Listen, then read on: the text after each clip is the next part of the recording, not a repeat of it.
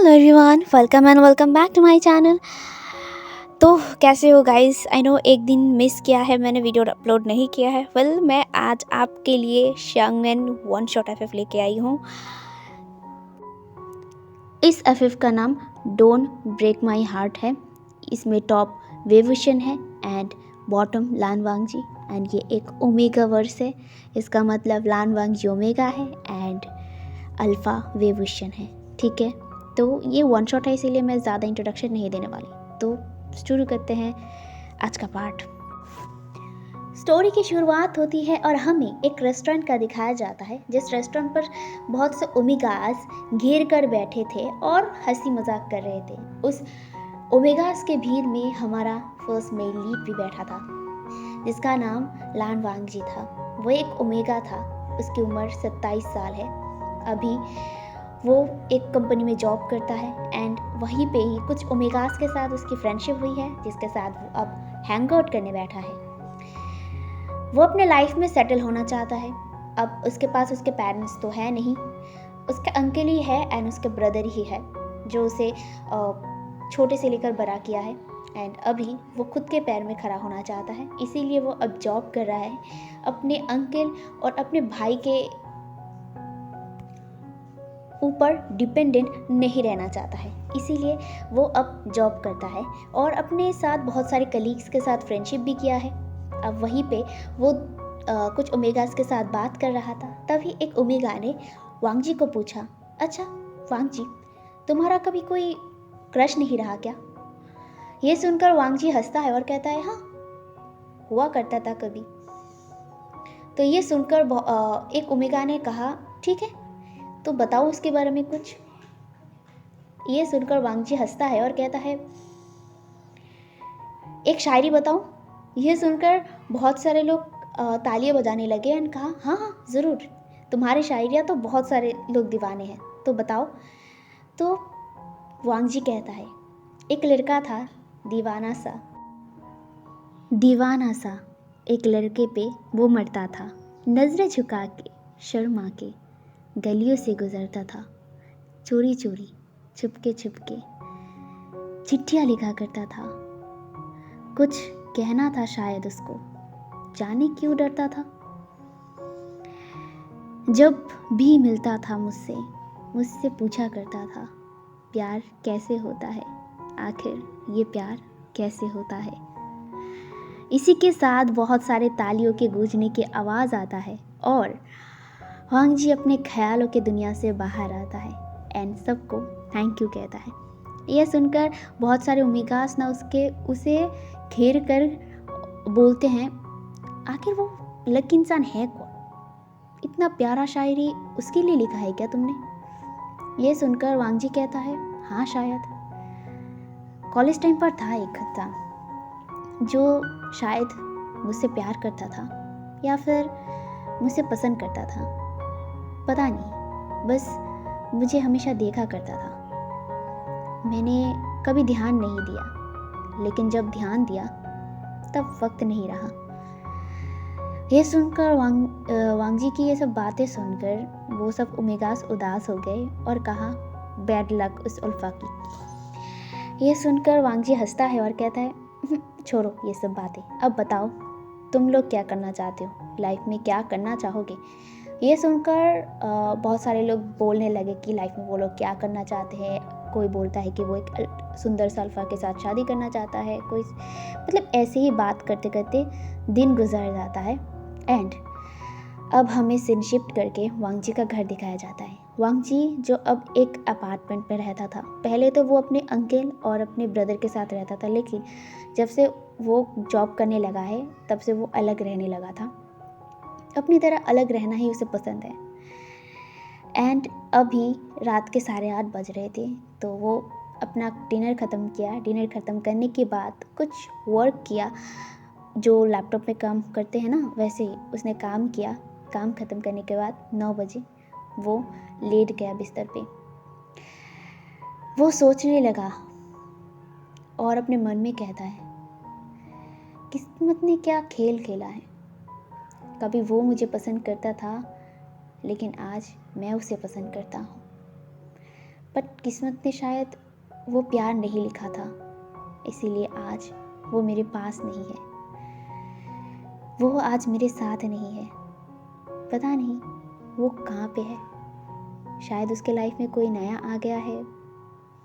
ये कहकर वांगजी हंसता है एंड सो जाता है और हमें यहाँ से सीन शिफ्ट करके मॉर्निंग का दिखाया जाता है। मॉर्निंग पे वांगजी उठता है, उठने के बाद फ्रेश होता है, फ्रेश होने के बाद रेडी होता है एंड अपने ऑफिस के लिए निकल जाता है। अब यहाँ पे उसकी किस्मत कहाँ लेके जाएगी देखना बाकी है। तो वो उठता है, रेडी होकर चला जाता है ऑफिस एंड ऑफिस जाने के बाद वो अपने कलीग्स के साथ मीट करता है एंड अपने काम पर लग जाता है। उसका बहुत ज़्यादा काम था एंड वो इस कंपनी में एक एम्प्लॉय तो है, लेकिन बॉस का बहुत ख़ास है, क्योंकि वांगजी जो भी काम लेता है वो पूरा करके ही रहता है। एक प्रोजेक्ट वांगजी ने लेने में उसके बॉस की हेल्प किया था, तो इसीलिए बॉस के लिए ये बहुत प्रीशियस है वांगजी, और वांगजी को ये जॉब बहुत पसंद है, तो इसीलिए वो इस जॉब को बखूबी निभाता था। अब यहाँ पे उसके लाइफ में आया एक नया टर्न। ऐसे ही दिन बीतता था वांगजी का। वो सुबह उठता था, काम करता था, घर के काम करने के बाद ऑफिस जाता था, ऑफिस का काम करता था। ऐसे ही उसके दिन धीरे धीरे बीतने लगे एंड वो खुश था अपने लाइफ में। लेकिन अब उसके लाइफ में क्या होने वाला है। वांगजी आज ऑफिस जाने के बाद उसे उसके बॉस ने ऑफिस में बुलाया और उसे कहा, वांगजी तुम मेरे इस कंपनी में सबसे बेस्ट एम्प्लॉय हो जो मुझे हमेशा मदद किया है, लेकिन मैं तुम्हें कुछ बताना चाहूँगी। तुम्हें यह हक है जानना, तुमने मुझे वो टाइम पर मदद किया है जहाँ पे मैं बेसहारा था, कमज़ोर था, लेकिन तुमने हाल नहीं छोड़ा और मुझे मोटिवेट किया। तो ये सुनकर वांगजी हंसता है और कहता है, आप ऐसे मत कहिए, आपका भी टैलेंट है इस कंपनी पर। यह सुनकर उसका बॉस हंसता है, जिसका नाम यूरी थी। वो एक फीमेल ओमेगा थी, यूरी। वो कहता है, अरे ऐसा नहीं, जो मैं तुम्हें बताना चाहता हूँ, मैंने इस कंपनी को किसी को बेच दिया है। यह सुनकर वांगजी शॉक्ड हो गया और वो कहा, क्या इस कंपनी को बेच दिया? यह सुनकर जो यूरी थी वो कहता है, हाँ, असल में मुझे बाहर एक कंपनी का ऑफ़र आया है, मैं उस कंपनी का CEO होऊंगा, तो मैं इस कंपनी को बेच दिया किसी को। ये सुनकर वांगजी कहता है, तुमने ये क्यों किया? तुम्हें पता है इस कंपनी को खड़ा करने में मैंने और तुमने कितना एफर्ट दिया है, और तुमने इस कंपनी को किसी को बेच दिया। ये सुनकर यूरी कहता है कि ऐसा नहीं है, मैंने जिसे ये बेचा है वो बहुत अच्छा पर्सन है और वो इस कंपनी को अच्छे से संभालेगा, एंड वो बहुत ही मेहनती है, मैंने उसे देखकर ही इसे बेचा है, वो इस कंपनी को बहुत अच्छे से संभाल पाएगी, और मैं यहाँ पे 2 दिन के लिए हूँ, उसके बाद मुझे यहाँ से बाहर जाना होगा, USA। ये सुनकर वांगजी कहता है, तुमने ये गलत किया है, अगर वो इंसान इस कंपनी को संभाल नहीं पाया तो? मैंने इतनी मुश्किल से इस कंपनी को खड़ा करने में तुम्हारी मदद की है, तुमने मेहनत की है, तुम्हारी टैलेंट है यहाँ पे, तुमने इसे बेच दिया। ये सुनकर यूरी बेबसी में सिर्फ इतना कहता है, मुझे माफ़ कर देना, मुझे जाना है यहाँ से, एंड मैं चाहता हूँ मेरी लाइफ और अच्छा हो, एंड हाँ, ये कंपनी मेरे लिए बेस्ट है और बेस्ट रहेगा, लेकिन मैं उस ऑफ़र को नहीं ठुकरा सकता। यह सुनकर वांगजी गुस्से में ऑफिस रूम से चला जाता है, और जो यूरी थी वो बेबसी में सिर्फ वांगजी को देख रहा था, जो अभी उसके ऑफिस से बाहर निकल गया था। वो निराश हो गया था वांग जी का ऐसा चेहरा देखकर। वांग जी सच में बहुत हार्ट ब्रेक हुआ था उसका। उसने इस कंपनी को खड़ा करने में बहुत हेल्प किया था यूरी की। यूरी को एक यूएसए से ऑफ़र मिला था क्योंकि उसके काम को देखकर वहाँ के एक जहाँ मेन ऑफिस का जो बॉस था उसने उसे हायर किया था एक कंपनी का सीईओ की पदवी में। तो वो वहाँ पे काम करना चाहती है एंड वहाँ पे वो अच्छा सेटलमेंट करना चाहती है, इसीलिए उसने हाँ कर दिया एंड इस कंपनी को उसने बेच दिया। वांग जी जो गुस्से में अपने डेस्क पे जाता है और अपने डेस्क के एक तस्वीर को लेता है और फेंक मारता है। उस तस्वीर में उसके साथ बहुत सारे पुराने दोस्तों की फ़ोटो थी। उसने गुस्से में किया था लेकिन वो करना नहीं चाहता था। उसके बाद जो एम्प्लॉय थी वो वांग जी को देखने लगती है और कहती है, वांग जी क्या हुआ तुम्हें, तुम इतना गुस्सा क्यों हो? ये सुनकर जो वांग जी था वो कहता है, कुछ नहीं, बस मुझे मेरा मूड ठीक नहीं है। ये सुनकर जो उसका एम्प्लॉय था ओमेगा फ्रेंड वो कहता है, अरे ऐसा गुस्सा मत हो, अच्छा चलो हम लोग बाहर चलते हैं, वैसे भी लंच का टाइम हो चुका है। ये सुनकर वांग जी कहता है, ठीक है चलो। वो लोग चले जाते हैं एंड वांग जी ने उस फ़ोटो को उठाया था एंड उठाकर साइड में रख दिया था। अब यहाँ से बहुत सारे दिन बीतने लगते हैं। तकरीबन 2 महीने बाद सारे एम्प्लॉय को पता चल गया था कि यहाँ का नया बॉस आने वाला है एंड नया बॉस वो अमेरिका से आ रहा था एंड वो इस ऑफिस का नया बॉस होने वाला है। बहुत सारे लोग एक्साइटेड थे, बहुत सारे लोग डरे हुए थे कि बॉस होगा कैसा, स्ट्रिक्ट होगा या फिर बुरा होगा। कोई तो समझ लिया था कि बुरा होगा कुछ या फिर खड़ूस होगा, एरोगेंट होगा, ये सोच के रखा था। वांग जी भी था ऑफिस में, वो भी अपने हाथ में एक बुके लेकर था, वेलकम करना चाहता था बॉस को। सभी लोगों ने ही फूल हाथों में लिया हुआ था, नए बॉस को फूल देकर वेलकम करना चाहते थे सब लोग। तो अब बॉस की होती है एंट्री। कुछ गार्ड्स उसके पीछे आ रहे थे एंड वो सामने आ रहा था। वो देखने में इतना हैंडसम था कि सारे अल्फा, सारे ओमेगास उसे देखते ही रह गए। इस कंपनी का नया बॉस, उसने एक 3 पीस सूट पहना था, ऑफिस में जैसे लोग पहनते हैं, बॉस सीईओ जैसे आउटफिट है।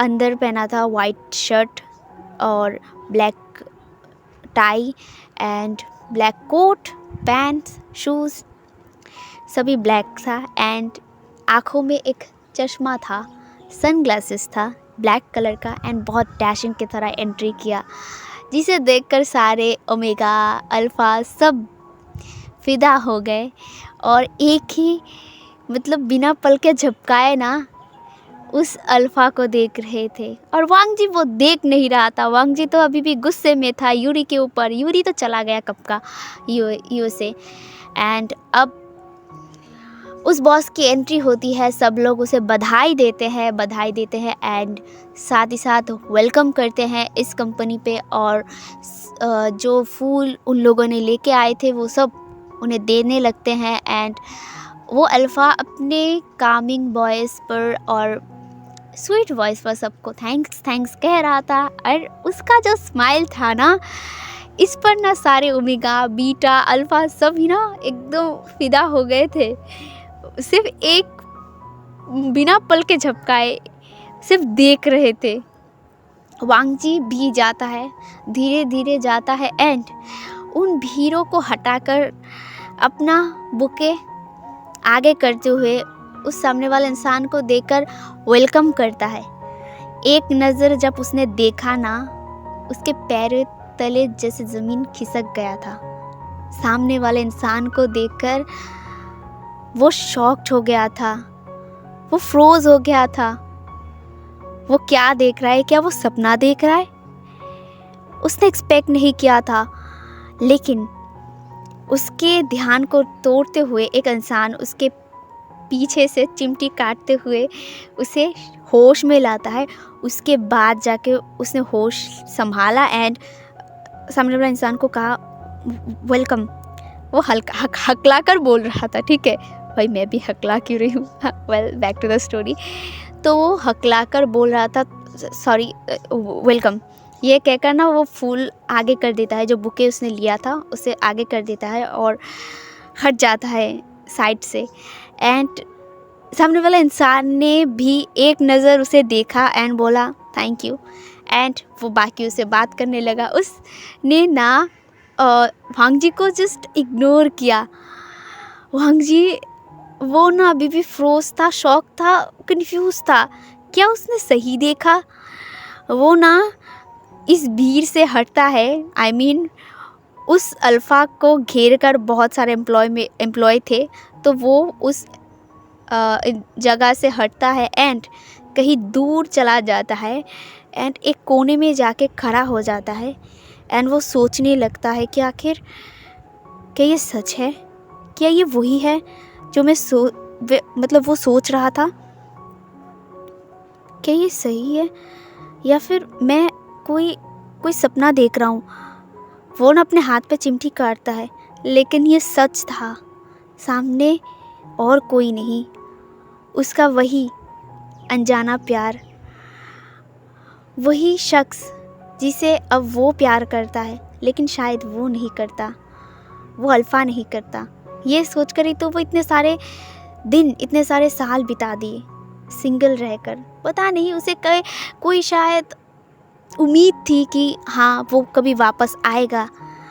इसी ख्यालों में वो हमेशा जीता रहता था, अपने दिन गुजारा करता था।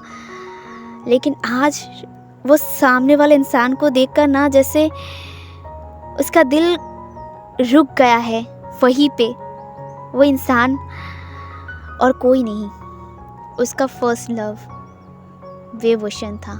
जी हाँ, हमारा सेकंड मेन लीड वेवोशन, जो एक अल्फ़ा था। बहुत साल पहले जब वो दोनों कॉलेज में पढ़ते थे, कुछ रीज़न की वजह से ही वो दोनों बिछड़ गए। अब वांग जी तो उसे प्यार करता है। अब उसके मन में ये सवाल था, क्या अब भी वो अल्फ़ा उसे प्यार करता है?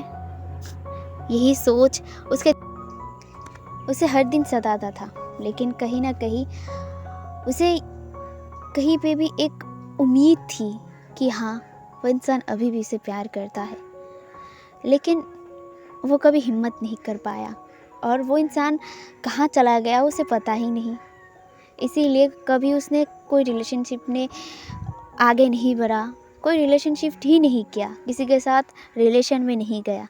वो अकेले ही ऐसे दिन भी गुजारा करता था। तो अब विंग की एंट्री तो हो गई कंपनी पर एंट्री होने के बाद लोगों ने जैसा सोचा था बल्कि उससे उल्टा ही हुआ।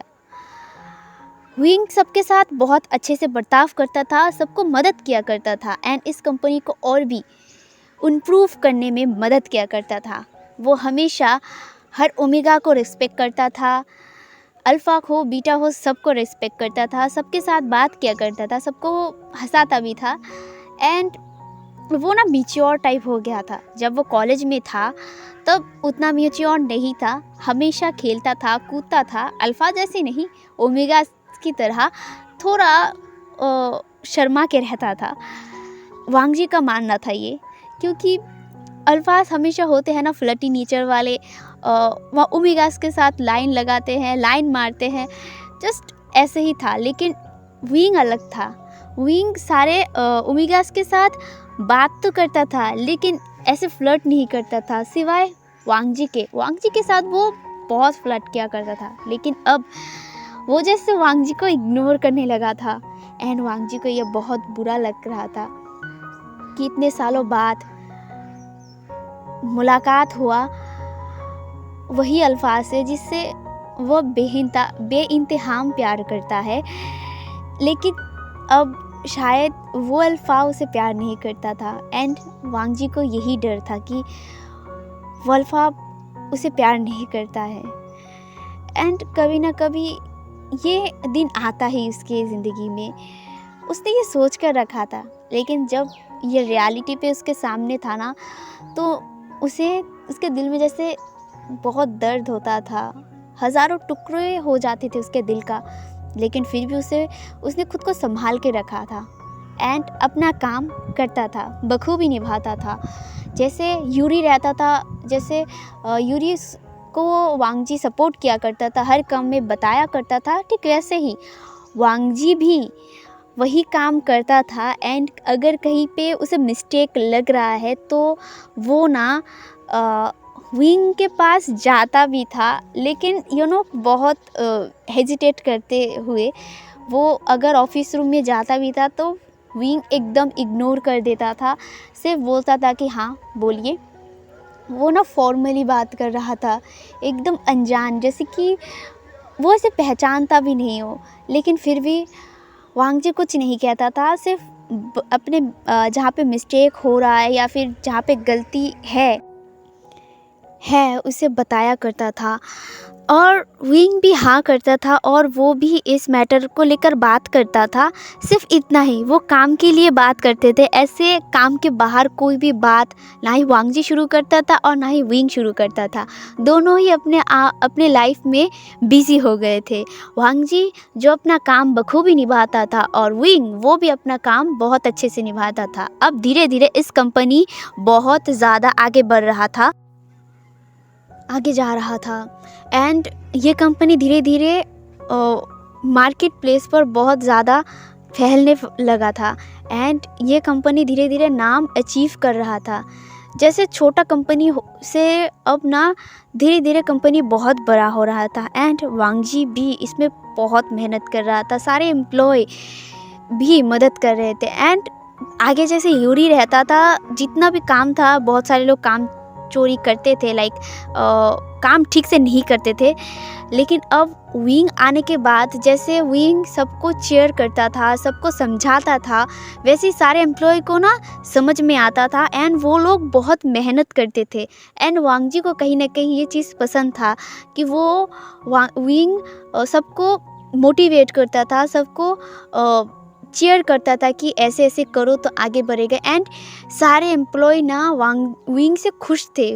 विंग इस कंपनी का सीईओ बना है एंड वो सीईओ बस कंपनी में ना सारे एम्प्लॉय के साथ दोस्ती ज़्यादा कर लिया था एंड सब लोग ना विंग के तारीफ़ करते हुए थकता नहीं था, सभी ना विंग का तारीफ़ करता था। एंड कभी कभी ना वांगजी को इरिटेट भी होता था कि हमेशा ना उसके जो ओमेगा दोस्त थे ना हमेशा विंग के बारे में बात करते थे, हमेशा विंग के कितना हैंडसम है विंग, कितना डैशिंग है, कितना पोलाइट है, ये सब बारे में उसे बताया करता था। लेकिन वांगजी को कभी कभी चिढ़ लग जाता था, कभी कभी जेलसी फील हो जाता था कि यार सब लोग उसके बारे में क्यों बात कर रहे हैं। एंड सबकी नज़र ना हमेशा विंग के ऊपर रहता था एंड वांगजी को यही पसंद नहीं था। एंड वांगजी कुछ कर भी नहीं सकता था, तो वो क्या करता, सिर्फ हमेशा सुनता रहता था अपने फ्रेंड्स की बातें एंड अपने मन में ही गालियाँ देता रहता था अपने फ्रेंड्स को। कभी कभी तो विंग को गालियाँ दिया करता था। उसका मन कभी कभी करता था कि वो विंग को उठाए, उसको एक कमरे में ले जाए और उसे बंद कर दे, किसी को ना देखने दे, लेकिन क्या कर सकता है, वो उसका ये हक नहीं है, तो वो कुछ नहीं करता था। ऐसे ही दिन बीतने लगे थे एंड धीरे धीरे ये कंपनी बहुत बड़ा हो गया था एंड बिजनेस वर्ल्ड में इसका एक अलग ही नाम बन चुका था। एंड ये ना सिर्फ विंग का अकेले का मेहनत नहीं है, इसमें वांगजी का जितना मेहनत है, एम्प्लॉयज़ का जितना मेहनत है, उसी मेहनत के साथ ये ना अच्छा एक बड़ा कंपनी बन चुका था। तो ऐसे ही दिन गुजरने लगता है और कंपनी में काम का प्रेशर बढ़ने लगता है एंड बहुत सारे लोग काम करते करते कभी कभी लेट नाइट भी हो जाता है, फिर जाके घर में जाते हैं। कोई लोग तो घर में ही नहीं जाते, ऑफिस में ही ठहर जाते हैं और कई लोग तो काम करने के बाद मिड नाइट को बाहर चले जाते हैं, अपने अपने घर चले जाते हैं। तो वांग जी के लिए भी बहुत प्रेशर था, लेकिन वो संभाल लेता था। वो इतने साल से काम कर रहा था इस कंपनी में, तो वो अच्छे से जानता है कैसे संभालना पड़ता है। वो सब कुछ संभाल लेता है। एंड वांग जी ना अपने काम तो करता है, लेकिन वो ना अब थोड़ा प्रेशराइज हो गया था, क्योंकि उसके जो अंकल थे और जो ब्रदर थे, ब्रदर तो उसके साथ बात करते हैं हर दिन ही, लेकिन उसका अंकल शायद बहुत दिनों से उसके साथ बात नहीं किया था। लेकिन कुछ दिन पहले उसके जो अंकल थे उन्होंने कॉल किया था एंड वांग जी को कहा था कि बहुत हो गया, तुम तो अपने पैरों पर खड़े भी हो गए हो, अब तुम्हारी शादी का उम्र हो चुका है, तुम शादी कब करोगे? मैं चाहती हूँ तुम जल्दी से जल्दी शादी करो। ये सुनकर वांग जी तो मतलब उसका मूड पूरा ऑफ हो गया था एंड उसने अपने अंकल को कहा था कि वो अभी शादी नहीं करना चाहता। लेकिन उसके अंकल ने कहा था कि देखो, तुम चाहते थे कि तुम इंडिपेंडेंट हो, तुम अब जॉब करो, मैंने सब कुछ अलाउ किया है, लेकिन अब तुम्हें मेरी बात माननी होगी, तुम्हें शादी करना होगा। ये सुनकर वांग जी कुछ नहीं कहता, कॉल कट कर देता है एंड वो 2 दिन से इसी बात को लेकर परेशान था एंड 2 दिन से इसका मूड और भी ऑफ हो गया था, क्योंकि विंग के पास जब एक ओमेगा लड़की आई तब तो उसका मूड और ज़्यादा ख़राब हो गया था। 2 दिन बाद जाके जब विंग के पास एक लड़की, एक अनजाना लड़की जो वांग जी नहीं जानता है लेकिन विंग बहुत अच्छे से जानता है, वो आती है एंड वांग जी के सामने ही सीधा विंग को हक कर लेती है एंड उसे जान कह के बुलाती है। एंड वांग जी भी लाइक, उसे इतना ज़्यादा गुस्सा आया था ना, उसका मन कर रहा था उस लड़की को हटाए एंड उसे इस कंपनी से बाहर निकाल दे। एंड वो लड़की कंपनी पर आया था। कंपनी में आने के बाद विंग जो अपने ऑफिस रूम से बाहर आया था कुछ एम्प्लॉय के साथ बात करने के लिए, लेकिन तब वो लड़की दौड़ के गई एंड उसने जानू कह के बुलाया था विंग को एंड वांग जी का कान खड़ा हो गया था तुरंत ही। एंड वो ना शॉकिंगली वो लड़की को देख रहा था। वो लड़की बहुत खूबसूरत थी, लाइक छोटी ड्रेस पहन के आई थी, थोड़ा सा सिलेक्टिवली, एंड उसे देखकर लग रहा था कि वो बाहर से आई है, लाइक फॉरेन होता है ना, फॉरेन से आई है। तो वांग जी को तो बहुत ज़्यादा गुस्सा आ गया था, लेकिन विंग उस लड़की को देख कर ना इतना ज़्यादा खुश हो गया, वो ना तुरंत ही उसे हग बैक करती है और कहती है, म्यान म्या, तुम कब आई और तुमने मुझे बताया क्यों नहीं? कब आई तुम? चाइना में कब आया? और तूने मुझे तो तू अब आई है मुझे मिलने के लिए, कब आया तू? ये सुनकर जो म्यांमार था, जी हाँ वो म्यांमार है, वो भी विंग के साथ फॉरेन थी, बाहर से पढ़ाई करके यहाँ पे आई है एंड वो विंग को पसंद करती है एंड विंग को ये पता नहीं है। विंग को वो ना म्यांमार को अपने दोस्त की तरह मानती है हमेशा ही। जब वो लोग मतलब फॉरेन में मिले थे एक दूसरे से, तब वो लोग बहुत अच्छे दोस्त बन गए थे एंड एक साथ ही पढ़ाई कंप्लीट किया था। लेकिन म्यांमार फॉरेन ही रह गई थी कुछ काम के लिए एंड विंग आ गया था यहाँ पे अपना नया बिजनेस शुरू करने के लिए।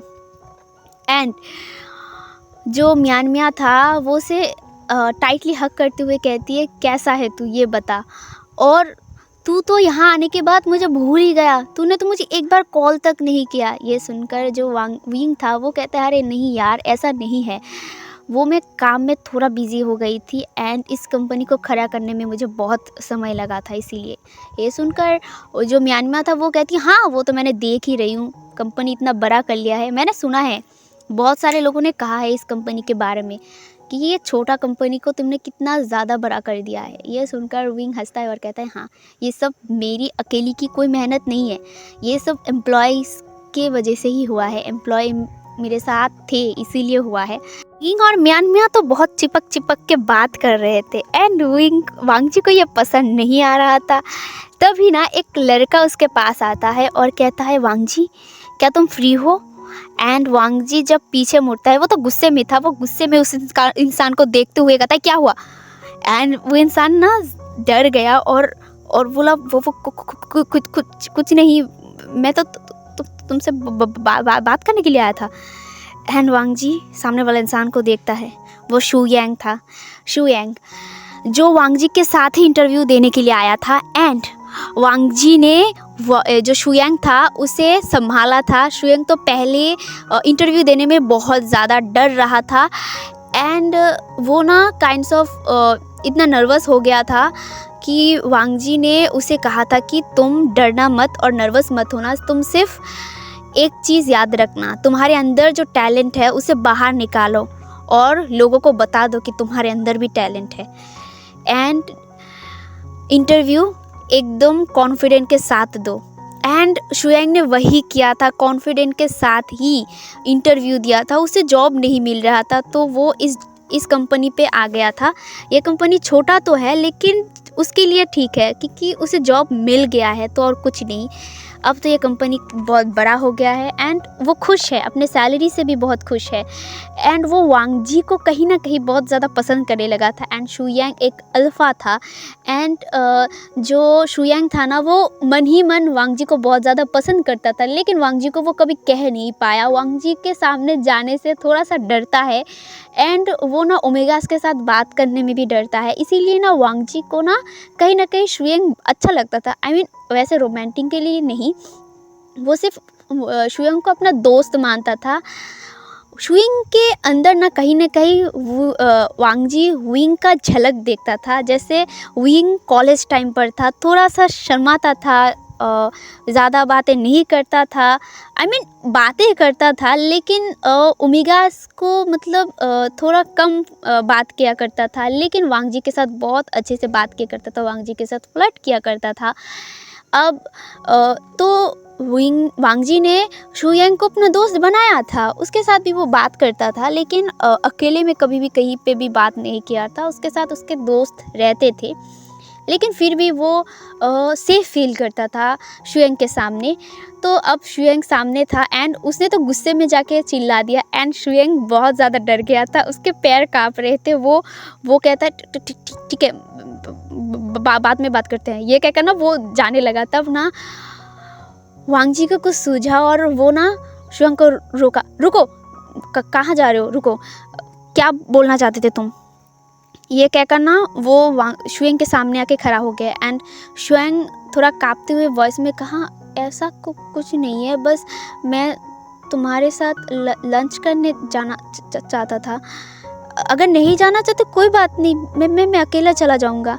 वो ना बहुत मासूमियत के साथ कह रहा था, एक अल्फ़ा हो के इतना मासूम हो रहा था वो।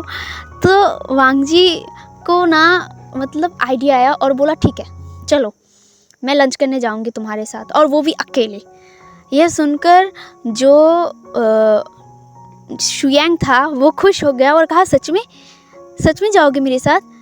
वो खुश हो गया था क्योंकि पहली बार उसने हिम्मत करके वांगजी के पास गया था। वांगजी को हिम्मत, अपने अंदर जितनी हिम्मत है ना, उसे बाहर निकाल कर उसे बोला था कि हाँ चलो लंच जाओगे।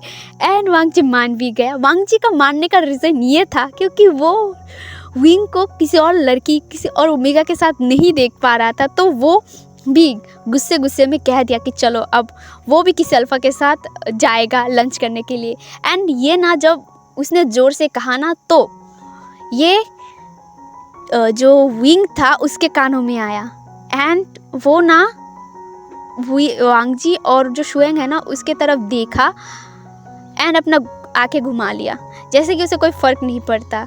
एंड वांगजी उसने देखा है लेकिन उससे वो भी ना ऐसे नज़र हटा लेता है और कहता है मुझे भी कोई फ़र्क नहीं पड़ता। एंड वो भी शू यांग को लेके शू यांग का हाथ पकड़ के, वांगजी ने कभी भी किसी अल्फ़ा के हाथ को नहीं पकड़ा था, लेकिन आज उसने शू यांग का हाथ पकड़ा था। एंड शू यांग वो तो 7वें आसमान पे था। वो इतना ज़्यादा खुश हो गया, उसके पेट में तितलियाँ उड़ रहे थे। वो तो 7वें आसमान में नाच रहा था, झूम रहा था कि वांग जी ने उसका हाथ पकड़ा। एंड ये ना बहुत सारे एम्प्लॉयज़ भी देख रहे थे। एम्प्लॉयज़ सब लोग जाने वाले हैं लंच करने के लिए, तो वो भी बाहर निकल रहे थे। एंड वांग जी को पहले कि अल्फ़ा के हाथ को पकड़ते हुए देख रहे थे। सारे ओमेगास अल्फ़ास बीटास को पता है कि वांग जी किसी अल्फ़ा के साथ ज़्यादा बातें नहीं करता, उनके करीब नहीं जाता, उनका हाथ तो दूर की बात है, उनके साथ अकेले रहता भी नहीं था। अब वो किसी अल्फ़ा का हाथ पकड़ के चल रहा था। सारे एम्प्लॉयज़ तो शॉकिंगली देख रहे थे वांग जी को। एंड शू यांग वो भी वांग जी का हाथ पकड़ता है एंड बहुत खुश होकर बाहर चला जाता है। एंड जब वो और वांग जी बाहर चला गया, तब जो विंग था वो म्यान को कहता है चलो लंच करने चलते हैं। वो ना अंदर ही अंदर बहुत ज़्यादा गुस्सा कर रहा था कि उसकी हिम्मत कैसे हुई, मतलब वांग जी की हिम्मत कैसे हुई किसी अल्फ़ा का हाथ पकड़ने की, किसी अल्फ़ा के साथ जाने की। वो तो इग्नोर इसलिए कर रहा था क्योंकि वो सबक सिखाना चाहता था वांग जी को। इतने साल उसने कांटेक्ट तक नहीं किया उसके साथ, और जब उसने एक बार कॉल किया था उसने बहुत बुरी तरीके से बर्ताव करने के बाद कॉल कट कर दिया था, नंबर ब्लॉक कर दिया था। इसीलिए वो गुस्सा था उससे, इसीलिए तो वो गुस्सा निकाल रहा था उसके ऊपर। लेकिन यहाँ पे तो उल्टा ही हो रहा था।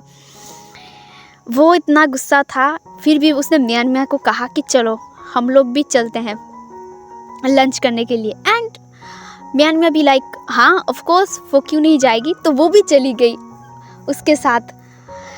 एंड दोनों निकल पड़े लंच करने के लिए। एंड विंग ना चालाकी करते हुए म्यान को वही वाले रेस्टोरेंट पे लेके आता है जहाँ पे वांग जी और शू यांग था। तो वो दोनों लंच करने के लिए आए थे एंड दोनों एक साथ बैठे थे, अपने आमने सामने बैठे थे एंड लंच ऑर्डर कर रहे थे। एंड वांग जी जब देखता है कि विंग भी इसी रेस्टोरेंट पर आया है, उसके मन में ही ना वो खुश होता है और कहता है देखता हूँ कितना बर्दाश्त करते हो तुम। ये कहकर ना वो जो शू यांग था ना उसे जो मेनू कार्ड है ना उसे देते हुए कहता है शू यांग तुम ऑर्डर करो, क्या खाना चाहते हो लंच पर।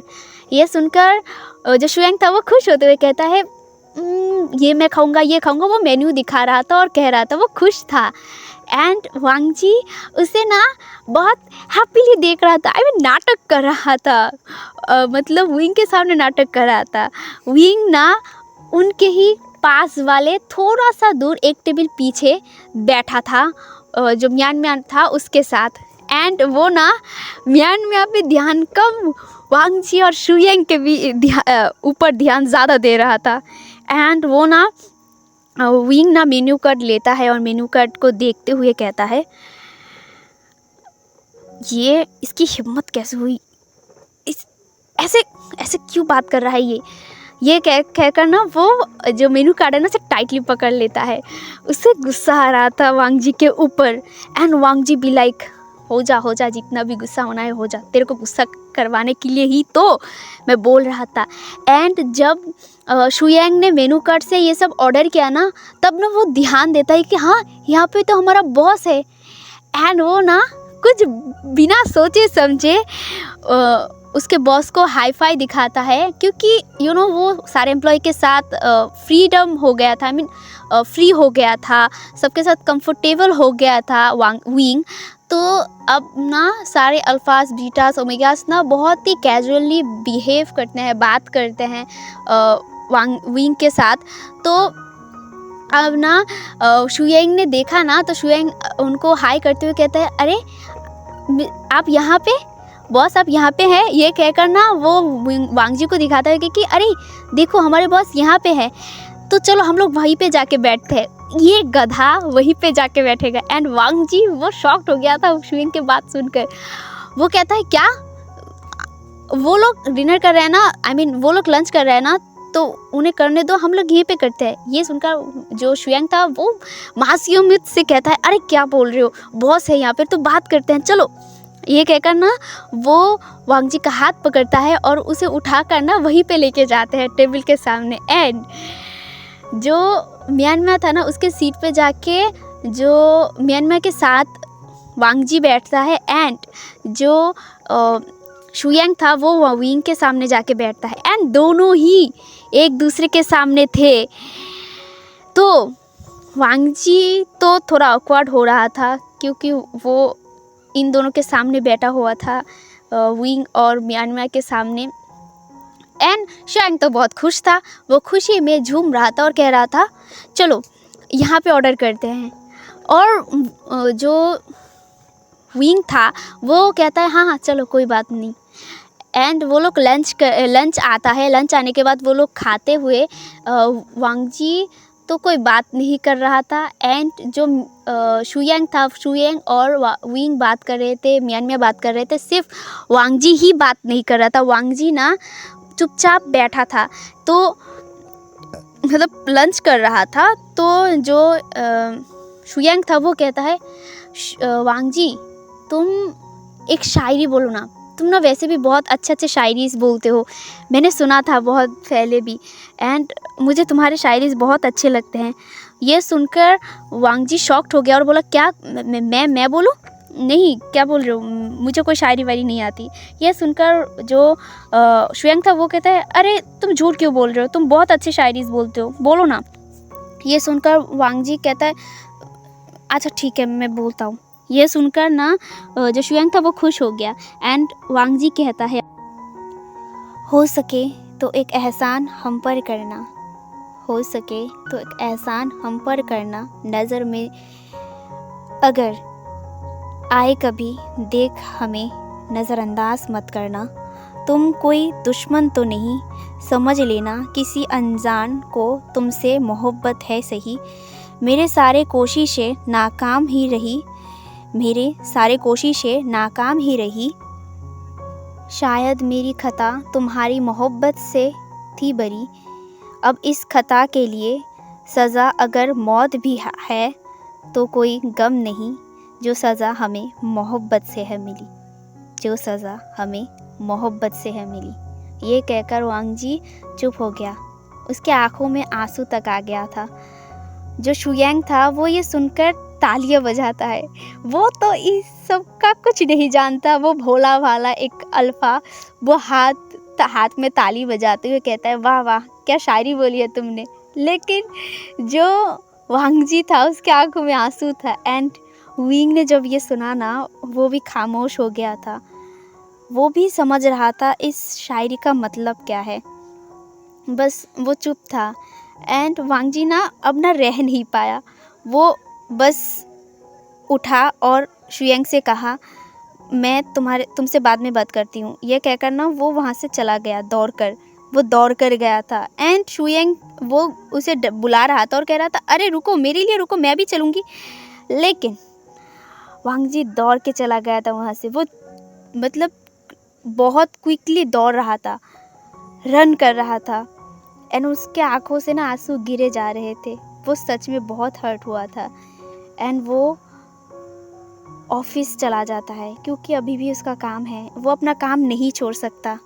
एंड वो अपने मन में कहता है खुश रहना, हमेशा खुश रहना। और ये कह के ना वो अभी भी रो रहा था। एंड वो ऑफिस के बाहर आता है, आने के बाद वो खुद को शांत करने की कोशिश करता है एंड अपने आँखों के आंसू को पोंछता है।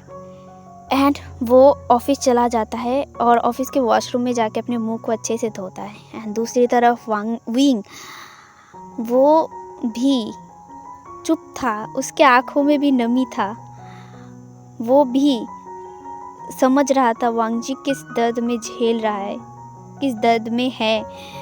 एंड उसने सोचा नहीं था कि जो वांग जी था उसके दिल में भी वही सेम फीलिंग्स है जो विंग के दिल में कभी था।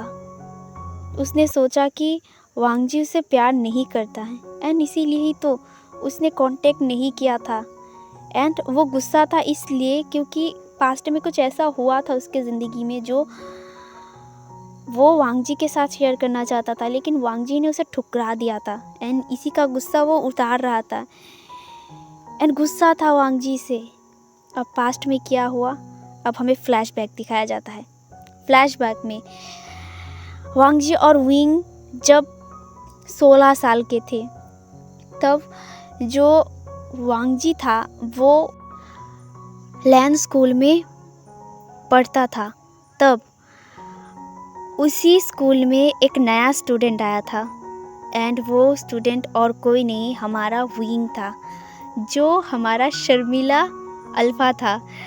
वो ना ओमेगा से बात करने में थोड़ा झिझकता था। हाँ, बातें करता था पोलाइट वे में, लेकिन जब धीरे धीरे वो स्कूल में खुद को एडजस्ट करने लगा ना, तब ना उसका नज़र वांग जी पर पड़ा था एंड वांग जी जो साइड में रहता था एंड हमेशा ही पढ़ाई में बहुत अच्छा था, टॉप था, लेकिन वो अपने पढ़ाई के अलावा और कुछ नहीं समझता था, सिर्फ पढ़ाई करता था, पढ़ाकू इंसान। तो विंग भी पढ़ाई करता था, लेकिन उसे ना ज़्यादातर पढ़ाई इतना पसंद नहीं आता था, लेकिन फिर भी वो भी अच्छा नंबर लाता था पढ़ाई पे। तो वो वांग जी के साथ करना चाहता था दोस्ती। वांग जी के ऊपर ना विंग इंटरेस्ट ले रहा था, क्योंकि वो वांग जी दिखने में बहुत सुंदर था, ब्यूटीफुल था। तो उसे बहुत मतलब मन करता था उसके साथ बात करने के लिए।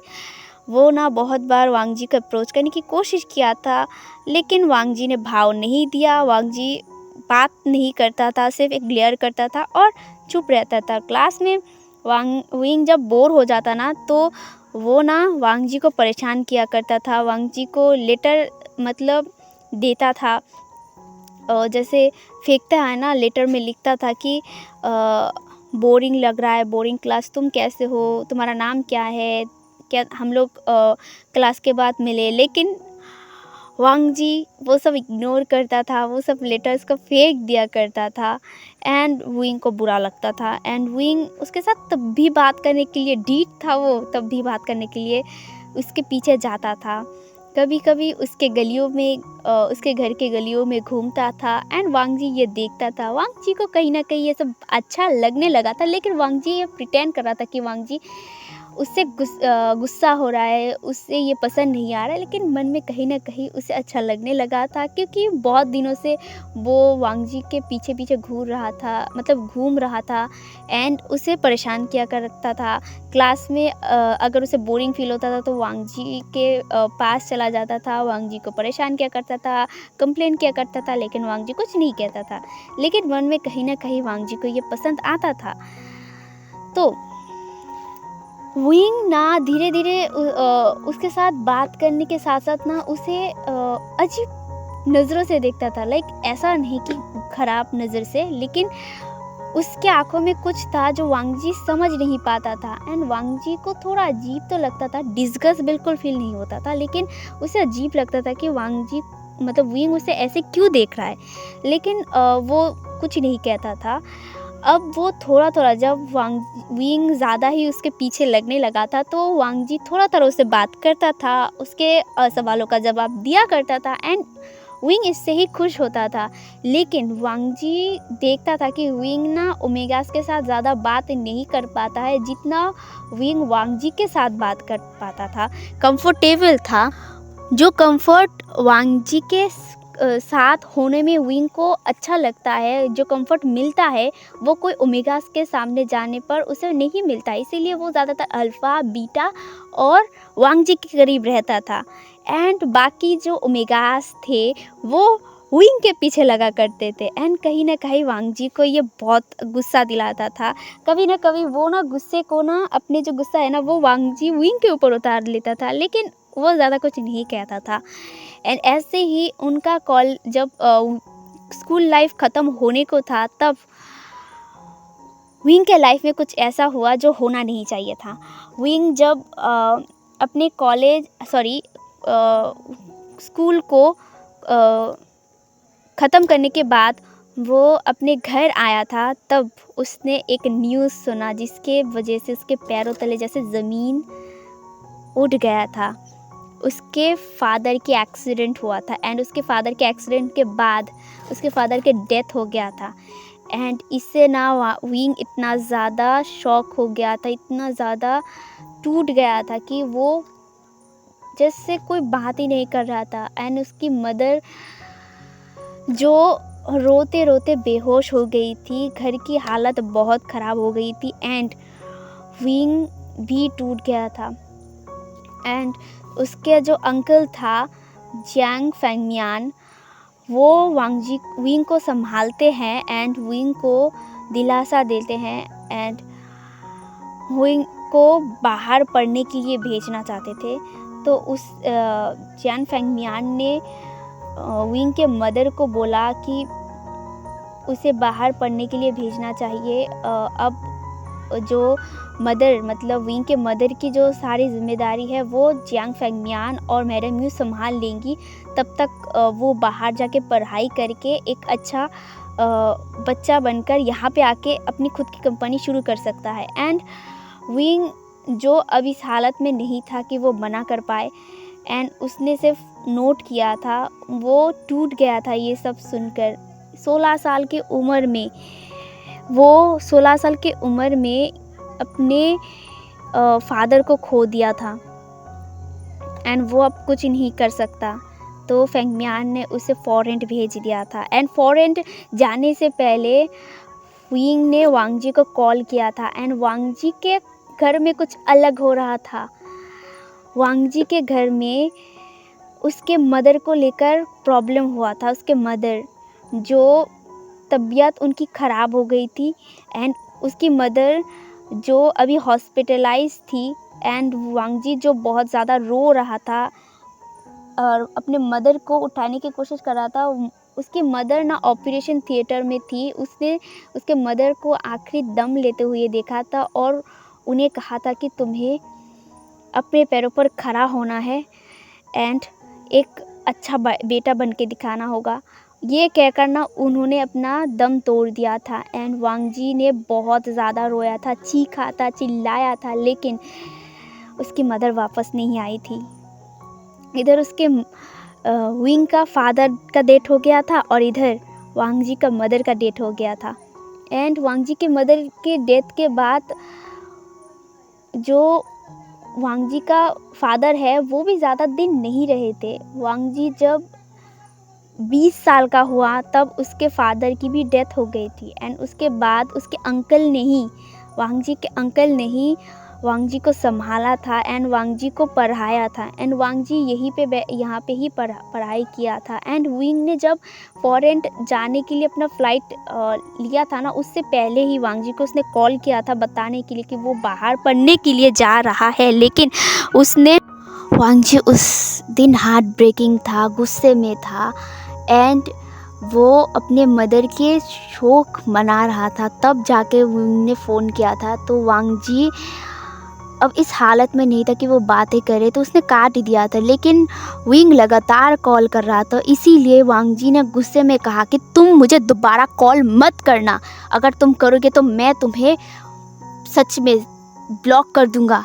ये कहकर उसने फ़ोन काट दिया था एंड ये सुनकर विंग को बहुत ज़्यादा बुरा लगा था एंड विंग ना टूट गया था। वैसे ही उसके फादर की डेथ हो गई थी, इसकी वजह से उसका दिल टूटा हुआ था। तो वो वांगजी से बात करना चाहता था, लेकिन वांगजी ने भी उसे ठुकरा दिया एंड यही गुस्सा उसके अंदर था एंड इसीलिए तो इतने सारे साल में उसने फ़ोन तक नहीं किया था। एंड वांगजी वो फ़ोन इसलिए नहीं किया था कि विंग ने उसे फ़ोन करके नहीं बताया। वांगजी को पता चला था कि विंग फॉरेन चला गया था, लेकिन मतलब उसे पता चला था कि वो बाहर चला गया था। फॉरेन कहाँ पे चला गया ये नहीं पता था, लेकिन उसे बहुत बुरा लगा कि विंग ने उसे बताया तक नहीं। वो भूल गया था कि वांगजी को विंग ने कॉल किया था, मतलब विंग ने वांगजी को कॉल किया था बात करने के लिए, वो भूल गया था। तब वो ऐसा सिचुएशन नहीं था कि वो ये सब याद रखे। तो इस तरह से मिसअंडरस्टैंडिंग क्रिएट हुआ। उसके बाद इतने सालों में उन लोगों ने ना ही कॉल किया ना ही बातें किया, बस चुपचाप थे, अपने काम में बिजी थे। एंड विंग ने वहाँ पे जाके फॉरेन जाके अपनी पढ़ाई को अच्छे से कंप्लीट किया। पढ़ाई करने ख़त्म करने के बाद वो यहाँ चाइना वापस आया। चाइना वापस आने के बाद उसने सोचा कि एक कंपनी ख़रीदा जाए। एंड वहाँ पे जाके उसने पढ़ाई के साथ साथ वहाँ पे पार्ट टाइम जॉब भी किया, बहुत सारे काम किया वहाँ पे। कुछ ऑफिस में उसने वर्क किया, उसकी वजह से उसके पास बहुत सारे पैसे आ ही गए थे। तो वही पैसे से उसने उस कंपनी को ख़रीदा था। एंड ये कंपनी अब सक्सेसफुल है। एंड वांग जी को ना विंग अब ना मतलब कुछ बोलना चाहता था, बात करना चाहता था, लेकिन पता नहीं वो कैसे शुरुआत करे। लेकिन जब उसने देखा ना कि वांग जी शुएंग के साथ चला जा रहा है, तब उसे बहुत ज़्यादा गुस्सा आया था। एंड वो भी गुस्से में म्यांमार को लेकर वहाँ पे आ गया था। लेकिन अब वांग जी की फीलिंग्स को जानने के बाद विंग अब वांग जी के पास वापस जाना चाहता है। तो वो भी उठा एंड वो भी दौड़ा। लेकिन जो वांग जी था वो ऑलरेडी चला गया था। ऑफिस जाने के बाद अपने डेस्क पर बैठा हुआ था। उसके आंखें लाल थी, तो कुछ ओमेगा से उसे पूछ रहे थे कि तुम्हारे आंखें क्यों लाल है। तो उसने कहा था मेरे आंखों में कुछ चला गया था इसीलिए लाल है। और ये कहकर ना वो जो कुछ वहाँ पे ना लेटर लिखने लगा। एंड वो ना जो लेटर है ना रिज़ाइंड लेटर था, वो लिख रहा था, क्योंकि वो अब इस कंपनी में और काम नहीं करना चाहता है। क्योंकि वो जब तक म्यांमार और वांग जी को मतलब म्यांमार और विंग को इतना करीब देखेगा उतना ही उसे अच्छा नहीं लगेगा, गुस्सा होगा। वो नहीं चाहता है कि अब वो विंग के किसी भी मैटर में पड़े। तो वो जो रिज़ाइन लेटर है ना वो उसे कंप्लीट करता है। करने के बाद वांग जी विंग के ऑफिस में जाता है, उसे रखता है। एंड रखने के बाद अपने कुछ सामान को लेता है। कुछ ज़्यादा सामान नहीं था उसके डेस्क पर, वो लेता है एंड सबको कहता है कि आज से आप लोग अच्छे से काम करना एंड मैं यहाँ से जा रहा हूँ। ये कहकर ना वो बाहर निकलने लगा। एंड कुछ उमिगास तो इतना ज़्यादा शॉक्ड हो गया, वो कह रहा था क्या, कहाँ जा रहे हो, और तुमने बॉस को कहा है, और तुम क्यों छोड़ के जा रहे हो। ये ना वो लोग कह रहे थे, लेकिन वांग जी नहीं सुन रहा था। वांग जी बस अपने चीज़ों को लेता है और वो ना एक टैक्सी लेता है और वहाँ से चला जाता है।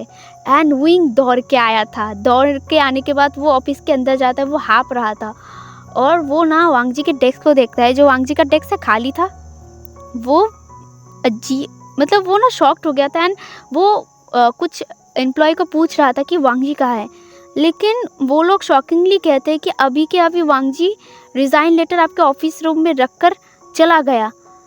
एंड विंग भी शॉक्ड हो गया था कि क्या रख कर चला गया। वो ना आए देखता ना दाएं देखता, वो दौड़ने लगता है। फिर से वो दौड़कर बाहर आता है एंड ढूंढने लगता है कि वांग जी कहाँ है। एंड वो अब ना अपना फ़ोन निकालता है और वांग जी को कॉल लगाने लगता है। लेकिन वांग जी जो कॉल नहीं उठा रहा था, वो ना अपने फ़ोन को बंद कर दिया। वो बंद करने के बाद वो सीधा यहाँ से अपने अपार्टमेंट पे गया। अपार्टमेंट से कपड़े लिए, अपने सब कुछ कपड़े लेने के बाद वो सीधा वहाँ से निकल गया एंड लैंड मेंशन पर आ गया। लैंड मेंशन पर आने के बाद लैंड मेंशन पे ऑलरेडी उसके अंकल थे। अंकल वांग जी को देखकर शॉक्ड हो गए थे और बोल रहे थे कि अरे वांग जी तुम यहाँ क्या कर रहे हो। एंड वांग जी कहता है कि कुछ नहीं, बस मेरा मन हुआ घर आने का इसीलिए मैं आ गई। एंड जो अंकल थे वो खुश हो गए क्योंकि इतने साल वो नहीं आया था इस यहाँ पे। तो वांग जी को देखकर जो अंकल थे वो खुश थे। एंड जब लैंड शिचन अंदर आए, मतलब लैंड शिचन आ रहे थे घर पे कुछ फाइल्स लेने के लिए, तो वो भी अपने भाई को देखते और खुश हो जाते और कहते अरे वांग जी तुम यहाँ, तुम कब आए। ये सुनकर वांग जी कहता है कि नहीं अभी आया हूँ। एंड जो लैंड शिचन थे ना वो वांग जी के आँखों को देखते हैं और कहते हैं तुम्हारे आँखों को क्या हुआ। तो ये सुनकर जो वांग जी था वो अपने नज़र चुराते हुए कहता है कि कुछ नहीं, बस मेरे आँखों में कुछ चला गया था इसीलिए। वो ना ये कहता है और अपने लगेज को लेकर ना अपने कमरे पर चला जाता है। वांग जी के लिए भी एक अलग कमरा था, तो वो वहाँ पे चला जाता है एंड अपने गेट को बंद कर ना रोने लगता है। सच में वो ना टूट कर रो रहा था। उसने ऐसे रोया था जब वांग जी का मदर का डेथ हुआ था, फादर के डेथ में वो उतना ज़्यादा नहीं रोया था क्योंकि उसके साथ फादर का बॉन्ड बहुत ज़्यादा नहीं था जितना उसके मदर के साथ था। अब वो फूट फूट के रोने लगता है क्योंकि वो सच में हार्ट ब्रेकिंग फील कर रहा था। तो जो लैन शिचैन थे वो आते हैं और वांग जी के घर के कमरे के जो दरवाज़ा है ना उसे नॉक करते हुए कहते हैं, वांग जी तुम्हें क्या हुआ है?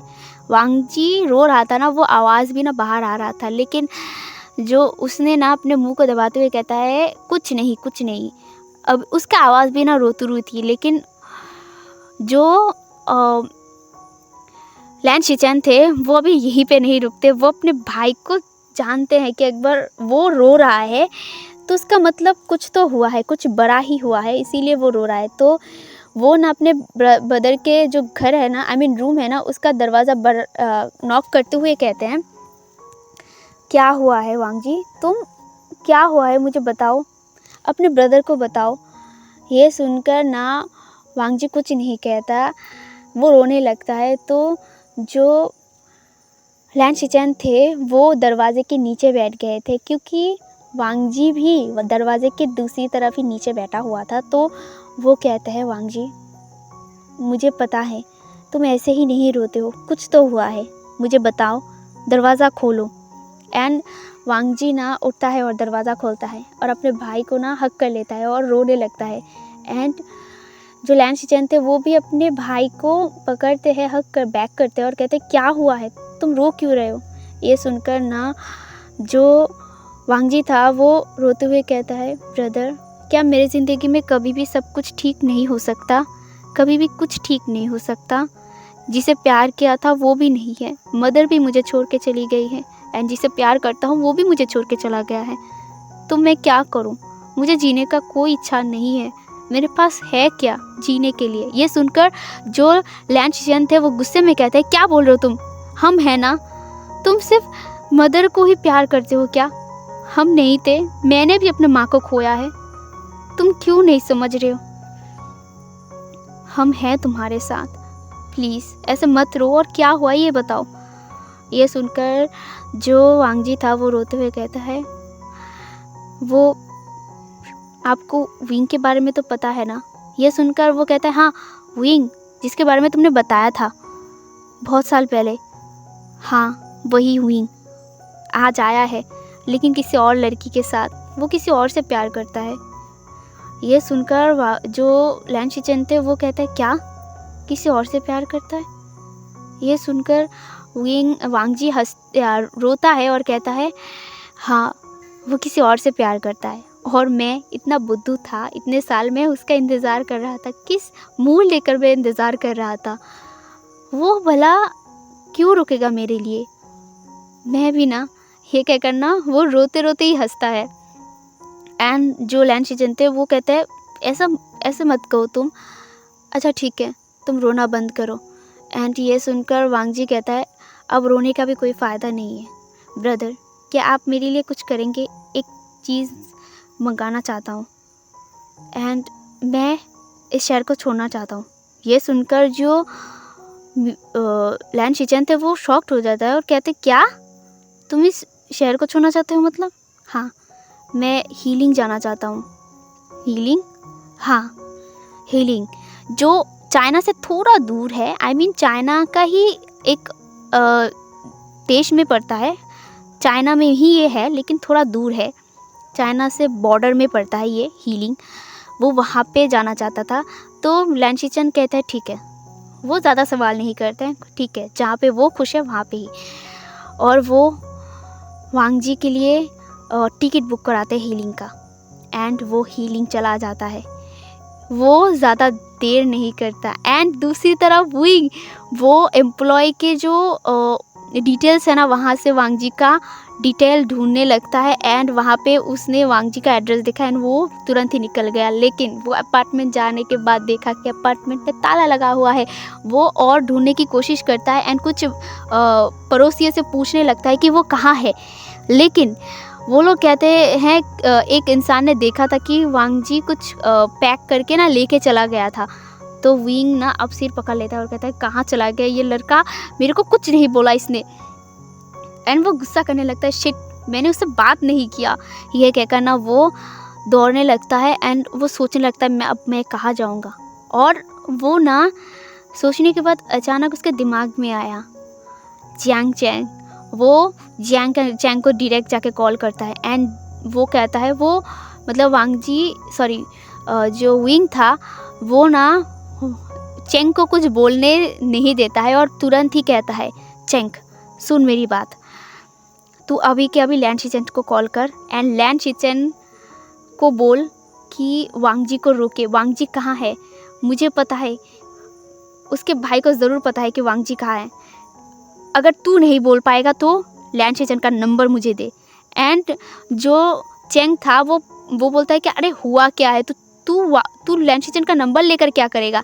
एंड वो कहता है तू कुछ ना बोल और सिर्फ मुझे नंबर दे। एंड चेंग ने नंबर दे दिया एंड लैंड शिचेन जो अभी काम कर रहे थे एंड वांग जी को तभी डायरेक्टली फ़्लाइट में बैठा दिया था, क्योंकि वो और ज़्यादा वेट नहीं कर सकता, वो चला गया था फ़्लाइट में बैठकर। एंड विंग भी वो भी ज़्यादा देर नहीं करता, वो कॉल करता है एंड कॉल कुछ देर रिंग होने के बाद जो लैंड शिचेन थे वो उठा लेते हैं एंड वो हेलो कहते हैं। एंड हेलो सुनकर ना जो विंग था वो ना सीधा कहता है वांग जी किधर है। ये सुनकर जो लैंड शिचेन थे वो कहते हैं कौन बोल रहे हैं। ये सुनकर जो विंग था वो कहता है मैं विंग कह रहा हूँ, प्लीज़ आप वांग जी को ये फ़ोन दीजिए, मैं उससे बात करना चाहता हूँ, मैं उसे कहना चाहता हूँ कुछ। ये सुनकर जो लैंड शिचेन थे वो गुस्से में कहते हैं कि तुम्हें उससे क्या बात करनी है। उसे हर्ट करने के बाद अब याद आई है उसकी। ये सुनकर जो विंग था वो कहता है आप मेरी बात सुनिए, वो गलत समझ रहा है मुझे, मैं उससे बात करना चाहती हूँ, मैं उसे प्यार करता हूँ, प्लीज़ एक बार उसके पास मेरा फ़ोन दीजिए प्लीज़। बट जो वांग जी का ब्रदर था लैंड शिचेन वो कहता है कि वो अब यहाँ पे नहीं है। ये सुनकर विंग शॉक्ड होते हुए कहते हैं क्या वो यहाँ पे नहीं है, वो कहाँ है। ये सुनकर जो लैंड शिचेन था वो चला गया है इस शहर को छोड़कर। कब, मतलब विंग शॉक्ड होते हुए कहता है कब, कहाँ, कैसे, कब गया। वांग जी मतलब विंग चिल्ला रहा था ना, तो जो लैंड शिचेन थे वो कहते हैं मेरे प्राइवेट जेट में मैंने उसे भेज दिया है इस शहर से दूर। ये सुनकर जो विंग था वो कहता है प्लीज़ आप बता दीजिए वो कहाँ है, मैं सच में वांग जी से प्यार करता हूँ, मैं उसे बात करना चाहती हूँ, मैं सारे मिसअंडरस्टैंडिंग को ठीक करना चाहता हूँ, प्लीज़ आप एक बार मुझसे उससे बात करवा दीजिए, वरना आप बता दीजिए वो कहाँ है, मैं तुरंत ही वहाँ पे जाऊँगा, बस प्लीज़। ये सुनकर जो लैंड शिचेन थे वो कहते हैं दोबारा उसे हर्ट करना, मैं तुम्हें ऐसे नहीं दूँगा, मैं उसे दोबारा तुम्हें हर्ट करने नहीं दूँगा, वो वैसे भी बहुत हार्ट ब्रेकिंग हो गया है, अगर इस बार भी हार्ट ब्रेकिंग हो गया ना तो मैं तुम्हें सच में नहीं छोड़ूंगा। ये सुनकर विंग लैंड शिचेन से वादा करते हुए कहते हैं मैं आपसे वादा करता हूँ, मैं उसे कुछ नहीं करूँगी, मैं उससे बात करूँगी और मैं उसका दिल नहीं तोड़ूंगा, बस एक बार मुझे उससे मिलना है, मुझे उससे बात करना है। एंड ये सुनकर जो लैंड शिचेन थे वो कहते हैं वो हीलिंग गया है, वो वहाँ पे रहना चाहता था, इसीलिए मैंने अपने प्राइवेट जेट से हीलिंग भेज दिया उसे। वो तुरंत ही फ्लाइट में बैठ गया था वांग जी। लैंड कॉरपोरेशन बहुत बड़ा था, वो भी बिजनेस वर्ल्ड में बहुत अच्छा था, लेकिन वांग जी चाहता था कि वो अपने दम पर कुछ करे, इसीलिए वो अलग से रहता था। एंड किसी को पता नहीं था कि वांग जी एक लैंड कॉरपोरेशन का मतलब ओनर भी है, वांग जी ओनर ही कह सकते हो। तो वो प्राइवेट जेट में करके चला गया था एंड विंग भी ज़्यादा देर नहीं करता, वो कॉल कट करता है एंड वो जल्दी से जल्दी फ़्लाइट बुक करता है। एंड फ्लाइट वो रात का था, वो इंतज़ार नहीं कर पा रहा था, उसके पास प्राइवेट जेट नहीं था एंड इतना मीट तो अभी नहीं हुआ है, लेकिन हाँ अच्छा खासा कमा लेता है, अमीर हो गया है, बस प्राइवेट जेट नहीं है अभी उसके पास। तो वो ना अभी मतलब रात का फ़्लाइट था, वो जल्दी से जल्दी रात का फ़्लाइट लेता है एंड वो निकल जाता है हीलिंग के लिए। एंड हीलिंग पहुँचते पहुँचते उसे सुबह हो गया था एंड वांग जी वो पहले ही पहुँच गया था, रात में ही मिडनाइट को ही विंग मिडनाइट को पहुँचा था एंड वांग जी बहुत जल्दी पहुँच गया था। एंड जो वांग जी था उसे एक अपार्टमेंट दिया गया था। वहाँ पे वांग जी को एक अपार्टमेंट लैन शीचन ने दिया था, तो लैन शीचन वहीं पे ही उसे रहने के लिए कहा था एंड वांग जी वहाँ भी चला गया एंड सब कुछ ठीक करने लगा। वांग जी उदास था सब कुछ के लिए, बस अब वो दूर रहना चाहता था विंग के लाइफ से। वो चाहता था कि विंग खुश रहे, लेकिन वांग जी को क्या पता कि विंग उसके पास ही आ रहा है। एंड विंग मिडनाइट तक पहुंच गया था, सुबह हो गया था, तकरीबन मिडनाइट उससे भी आगे हो गया था। तो वो जल्दी से फ्लाइट से निकलता है एंड निकलने के बाद वो अब ना वांग जी का लोकेशन ढूंढने की कोशिश करता है। वांग जी जो आने के बाद फ्रेश होकर जस्ट लेट गया था, वो थक चुका था ये जर्नी की वजह से एंड वो अपनी आंखें बंद कर लिया था। उसके आंखों में अभी भी आंसू थे, लेकिन वो अब रो नहीं रहा था, बस अपने आंखों में नमियाँ लिए ना सोच रहा था कि अब विंग खुश रहेगा। लेकिन इस डफर से कौन कहे कि विंग ऐसे खुश नहीं रहेगा। एक छोटा सा मिसअंडरस्टैंडिंग, इतना खींचने की क्या ज़रूरत थी इन दोनों को, एक बार बात ही कर लेते तो ठीक हो जाता ना। Well, back to the story. तो वो लोग वांग जी तो सोया हुआ था एंड विंग वो दौड़ रहा था लिटरली। वो ना अभी कुछ खाया ना पिया, बस वो दौड़ रहा था एंड वांग जी को ढूंढ रहा था एंड जो लैन शीचन ने एड्रेस दिया था उसी हिसाब से वो अपार्टमेंट के पास पहुंच गया था एंड अपार्टमेंट के सामने खड़ा होकर ना वो अब नर्वस फील कर रहा था।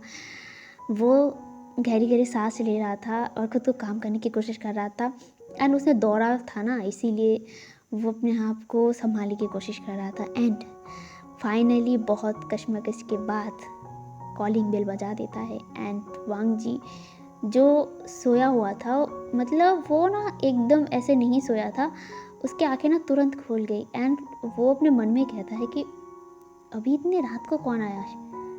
बट वो ना ज़्यादा सोचता नहीं है, वो सोचता है कि शायद कुछ लेकर आए होंगे लोग, मतलब जो उसके ब्रदर थे ना, उन्होंने कुछ खाने पीने के लिए कुछ दिया होगा।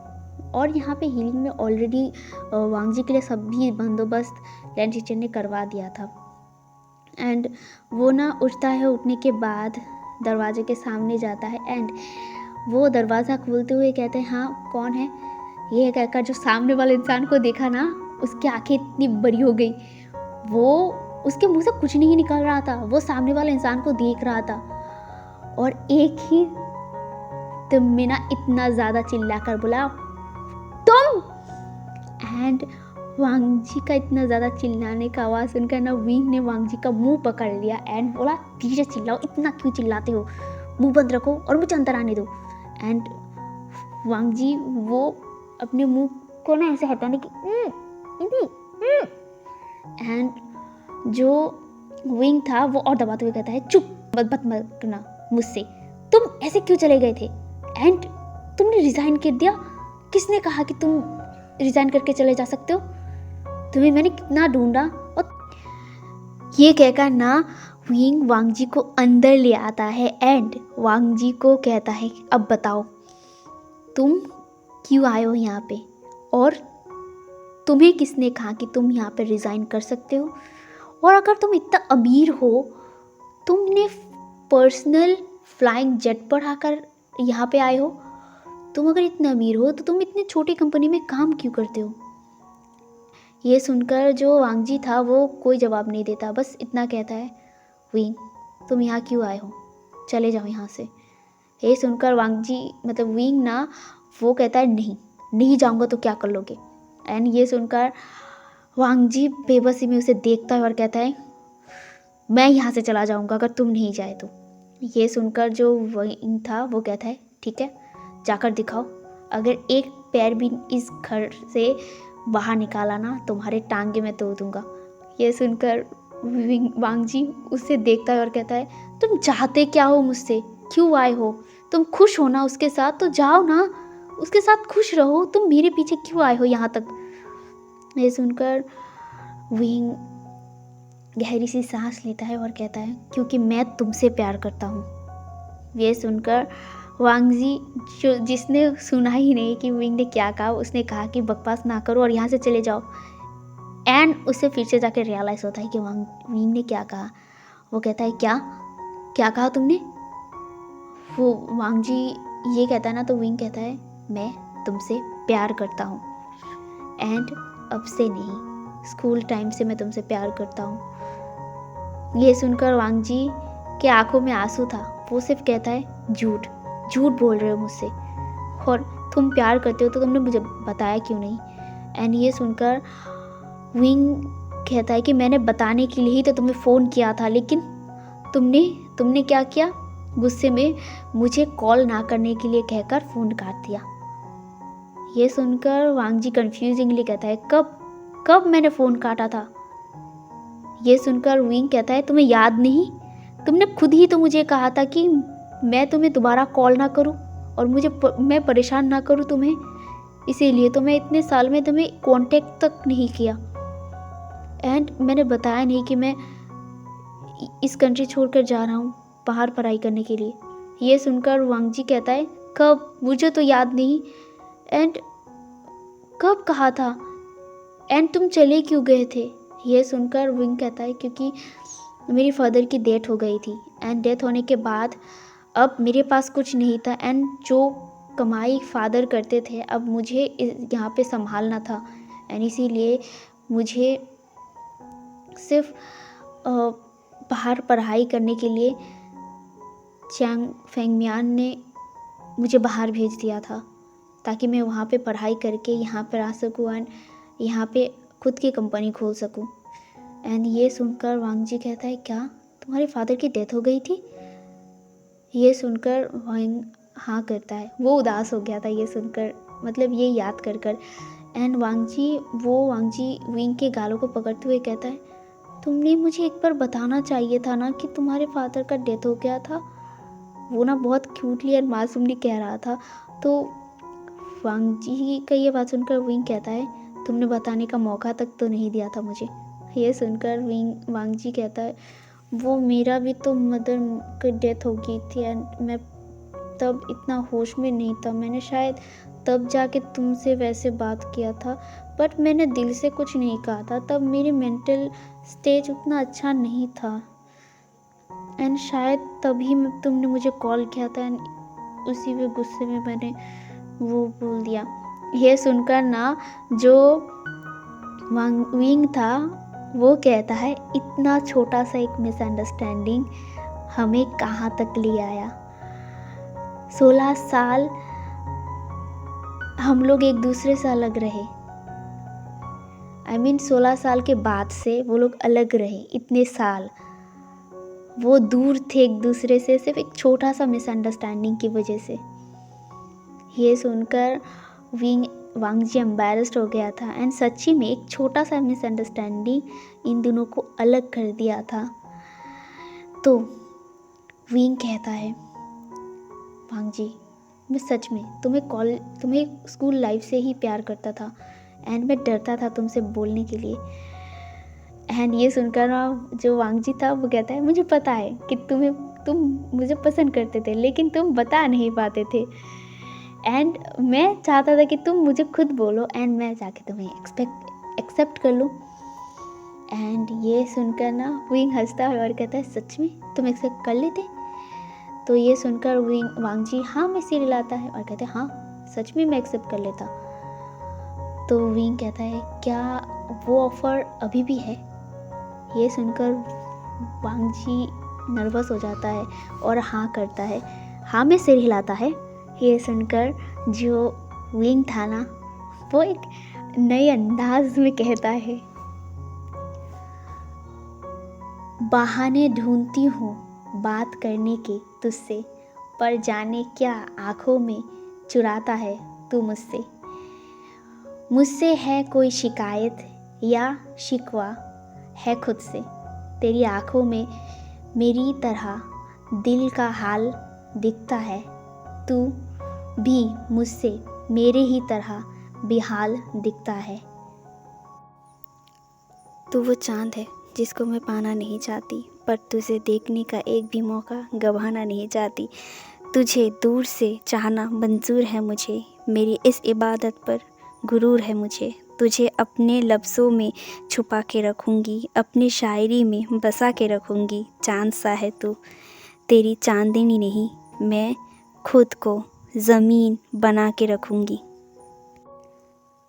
क्या तुम मुझसे शादी करोगे?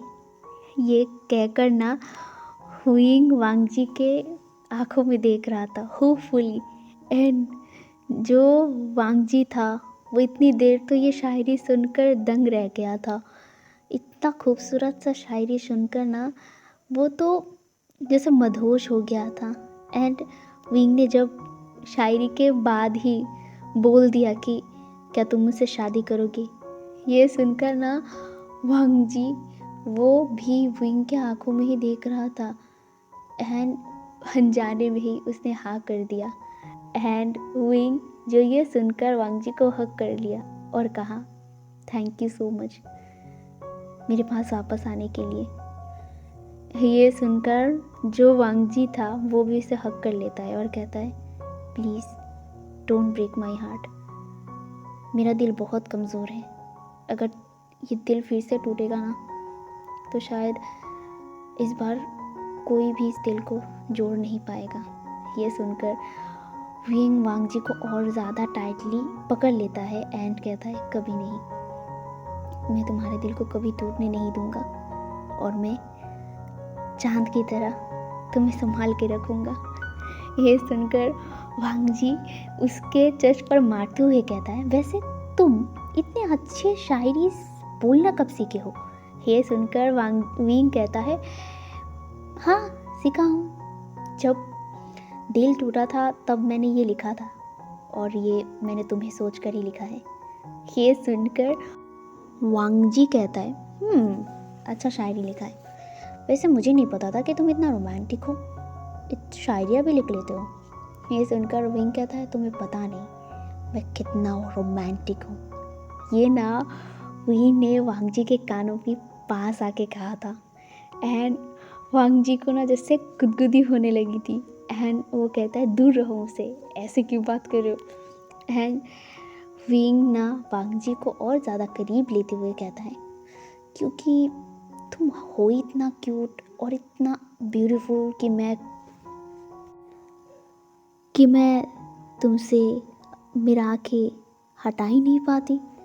ये कहकर ना वांगजी के चिक्स पर ना उसने किस कर दिया। एंड वांगजी भी उसका चिक्स रेड हो गया था, नोज रेड हो गया था, कान रेड हो गया था, वो ब्लश कर रहा था। एंड ब्लश करते हुए ना वो विंग के चेस्ट पर ना अपना मुंह छुपा लेता है। एंड विंग हंसता है एंड वांगजी के चेहरे को अपने हाथों में लेता है और कहता है I love you and I am really really love you.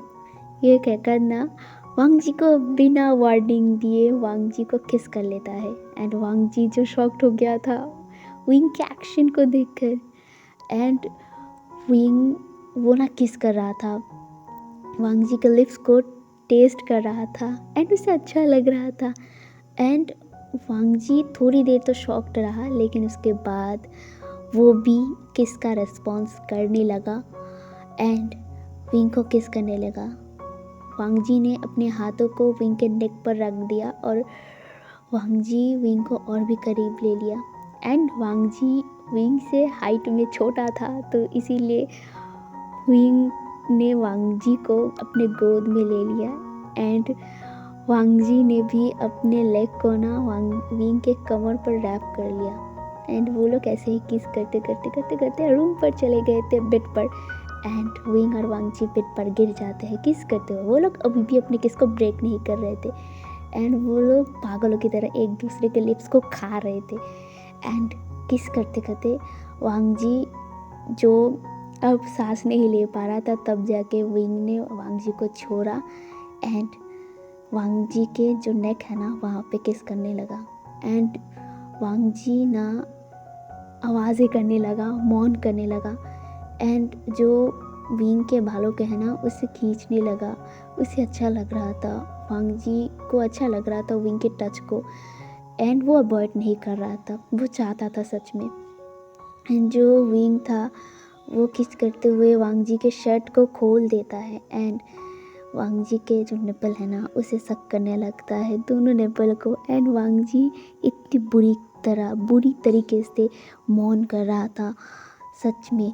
And wing जो धीरे धीरे किस करते करते वांग जी के निपल पर आ जाता है एंड उस निपल को भी किस करता है, सक करता है।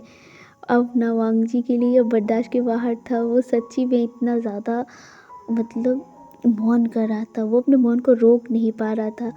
एंड विंग ना इतना सडनली सब कुछ कर रहा था जो वांग जी अब समझ भी नहीं पा रहा था, बस वो महसूस कर रहा था एंड मौन कर रहा था। एंड कुछ ही पल में विंग ने वांग जी को एकदम न्यूड कर दिया था, नेकेड नहीं पूरा न्यूड कर दिया था। एंड वो ना वांग जी को देख रहा था, वांग जी जो शर्मा रहा था एंड अपने फेस को कहीं पे छुपाने की कोशिश कर रहा था। एंड विंग ये देखकर ना हंसता है और कहता है सिडक्टिवली, तुम शर्माते हुए और भी ज़्यादा सेक्सी लगते हो। ये सुनकर ना वांग जी का चेहरा और भी ज़्यादा रेड हो जाता है और कहता है विंग ऐसा मत कहो, ऐसे टीज मत करो। है ये सुनकर ना जो विंग था वो कहता है तुम्हें टीज करने में जितना मज़ा आता है ना वो मुझे और किसी चीज़ में मज़ा नहीं आता। ये सुनकर वांग जी अब इरिटेट होकर कहता है कि विंग तुम मुझे टीज करना बंद करोगे। ये सुनकर जो विंग था वो कहता है हाँ मैं बंद करूँगी, पर उसके अलावा मैं कुछ और करूँगी। ये सुनकर ना वांग जी और भी ज़्यादा ब्लश करने लगता है एंड विंग अपना काम शुरू कर देता है। वो अब धीरे धीरे वांग जी को प्रिपेयर कर रहा था, वांग जी को दर्द हो रहा था एंड वो बर्दाश्त करने की कोशिश कर रहा था। वांग जी को पता है कि क्या होने वाला है आगे। और वांग जी को जब प्रिपेयर कर लिया, विंग को जब लगा कि वांग जी प्रिपेयर है, वो ना आए देखता ना था तुरंत ही वांग जी के अंदर अपने प्राइवेट पार्ट को घुसा देता है, इंसर्ट कर देता है। एंड ये वांग जी को जब महसूस हुआ ना इतना ज़्यादा शार्प पेन हुआ था उसे, वो चिल्ला उठा था। एंड विंग ने तुरंत ही वांग जी के मुंह को पकड़ लिया और कहा चुप, इतना ज़ोर से चिल्ला क्यों रहे हो। एंड वांग जी वो उसके आंखों में आंसू आ गया था, वो कह रहा था दर्द हो रहा है, हटो मुझसे, दर्द हो रहा है। एंड विंग कहता है रुको, थोड़ी देर रुको, अभी मैं निकलूँगा तो तुम्हें दर्द होगा, थोड़ा इंतज़ार करो, थोड़ी देर बाद दर्द बंद हो जाएगा। एंड वांग जी जो मान नहीं रहा था वो कह रहा था प्लीज़ उठो, मुझसे उठो, मुझसे हटो, इसे हटाओ, मुझे दर्द हो रहा है, मुझे दर्द हो रहा है, वो यही कह रहा था। एंड विंग वो ना जल्दी से वांग जी के लिप्स को ना कैप्चर कर लेता है एंड उसे किस करने लगता है, लेकिन वांग जी वो किस का रिटर्न नहीं कर रहा था, उसे दर्द हो रहा था, सच में ज़्यादा दर्द हो रहा था, उसके आंखों में आंसू वो गिरे जा रहे थे। एंड विंग वो मूव नहीं कर रहा था, वो सिर्फ वांग जी को किस कर रहा था, उसे शांत करने की कोशिश कर रहा था। एंड तकरीबन 20 मिनट बाद जाके वांग जी शांत हुआ था, उससे अब दर्द नहीं हो रहा था। जब विंग को ये महसूस हुआ ना तब वो धीरे धीरे धीरे धीरे मूव होने लगा। एंड वांग जी को अब जाके थोड़ी थोड़ी प्लेजर का एहसास होने लगा, वो धीरे धीरे अब मौन कर रहा था। एंड जब विंग ने देखा कि अब वांग जी कंफर्टेबल हो गया है तब उसने एकदम ही स्पीड बढ़ा दिया। एंड वांग जी भी अब ज़ोर ज़ोर से मौन कर रहा था और विंग से डिमांड कर रहा था, वो अब खुद ही डिमांड कर रहा था। एंड वांग जी विंग अब वांग जी के डिमांड को पूरा कर रहा था। एंड वो लोग ऐसे ही 3-4 राउंड पूरा करते हैं। उसके बाद दोनों ही थक कर सो जाते हैं। एंड इसके बाद हमें सीन शिफ्ट करके टोटल 1 महीने बाद का दिखाया जाता है। आज विंग और वांग जी की शादी थी। 1 महीने बाद वो लोग देर नहीं करते, तुरंत ही शादी के लिए प्रिपरेशन ले लेते हैं, क्योंकि वांग जी और विंग ने जो बिना प्रोटेक्शन के सेक्स किया था, उसका रिजल्ट ये था कि वांग जी अब प्रेग्नेंट हो गया था। एंड वो लोग अब ज़्यादा देर नहीं कर सकते थे, इसीलिए वो लोगों ने शादी कर लिया। जल्दबाजी में शादी ख़त्म होने के बाद अब यहाँ से हमें 2 साल का लीव दिखाया जाता है। एंड 2 साल बाद हमें एक क्यूट सा बेबी ओमेगा गर्ल को दिखाया जाता है, जो क्यूटली हंस रहा था और दौड़ रहा था। और उसके पीछे हमारा फर्स्ट मेन लीड वांग जी दौड़ रहा था और बोल रहा था, रुको रुको, तुम कहाँ जा रही हो? विंग, तुम तुम्हारी बेटी को पकड़ो, वो मुझसे कितना दौड़वा रही है, इतना दौड़ता है क्या कोई, उसे पकड़ो। जी हाँ, वो विंग और वांग जी का ही बेटी है, ओमेगा बेटी वुई यांगशी, जो अभी सब लोग उसे यांगशी कह के बुलाते, लेकिन उसका पूरा नाम वुई यांगशी है। एंड वो बहुत शैतान है, बिल्कुल विंग की तरह टिट्टो कॉपी बना है। एंड वांग जी जो अब दोबारा प्रेग्नेंट हुआ है और वो अभी 3 महीने प्रेग्नेंट है। एंड वो उस बच्चे के पीछे दौड़ रहा था। एंड विंग जो हंस रहा था बैठकर और बोल रहा था कि रुको वांग जी, तुम इतना दौड़ो मत, तुम्हें चोट लग जाएगी, तुम रुको, मैं यांगशी को संभालती हूँ। ये कहकर ना वो उठता है। एंड जो यांगशी थी वो तो अपने मम्मा को दौड़ा रही थी और हंस रही थी। वो अभी 1.5 साल की है, अभी पूरी तरीके से 2 साल की नहीं हुई है। एंड वांग जी जो अब थक चुका था, वो जाके सीट पर बैठ जाता है। एंड विंग वो अपनी बेटी को गोद में उठाती है और कहती है, बड़ी शैतान हो तुम, अपने मम्मा को ऐसे दौड़ाते हैं क्या? एंड ये जो वी यांगशी थी ना, वो हंसती और कहती है, मुझे अच्छा लगता है मम्मा को दौड़ाना, और ये कहकर वो हंस रही थी। तो इसी के साथ आज ये वन शॉट एफ एंड होता है। तो एक छोटी सी मिसअंडरस्टैंडिंग ज़िंदगी को बदल के रख देती है।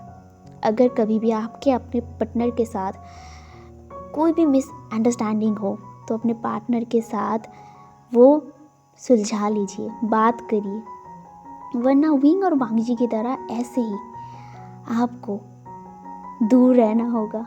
तो आज का पार्ट एंड आज ये वन शॉट एफ एंड होता है।